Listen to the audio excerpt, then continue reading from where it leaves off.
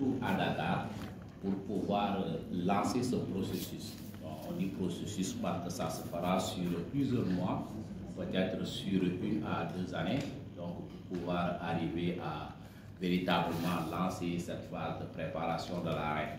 Donc nous n'allons pas trop rentrer dans les détails parce qu'on les verra dans les présentations ultérieures, donc de ce qui est principalement attendu de cette initiative. Donc d'abord, nous tenons à vous faire part que le gouvernement du Sénégal, à travers la direction des eaux et forêts, point focal du mécanisme RED+, donc nous avions signé une lettre d'entente avec la coalition pour des nations pour les forêts tropicales sur cette question de préparation qui nécessite une expertise relativement pointue, mais également de la mobilisation des ressources.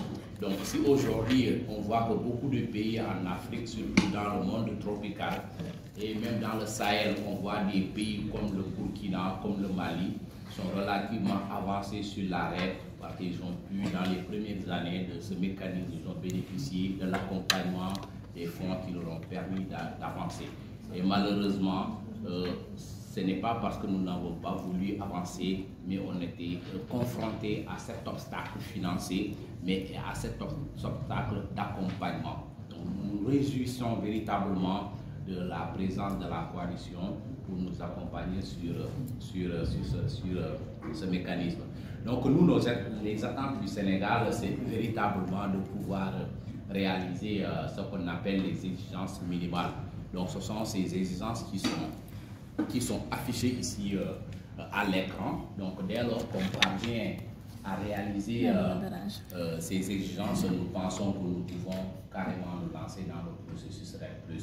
Donc ces exigences sont d'abord avoir une stratégie nationale. Parce que tout ce que nous faisons chaque jour dans la gestion des forêts, dans la gestion de nos aires protégées, ce sont des activités qui sont classiquement dans la RED+, en quelque sorte.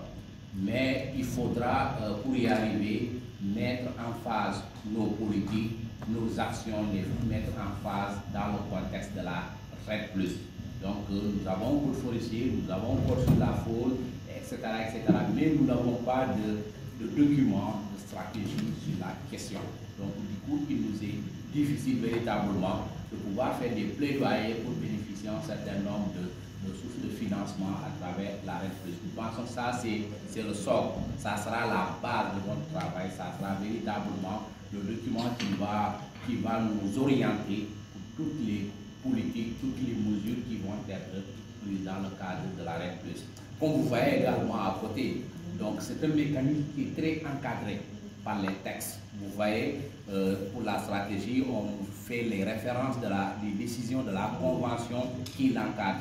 Ce qui veut dire qu'on ne se lève pas pour écrire un document et l'appeler stratégie. Donc il y a un canevas, il y a des voies et moyens qu'il faudra suivre pour pouvoir faire ce travail.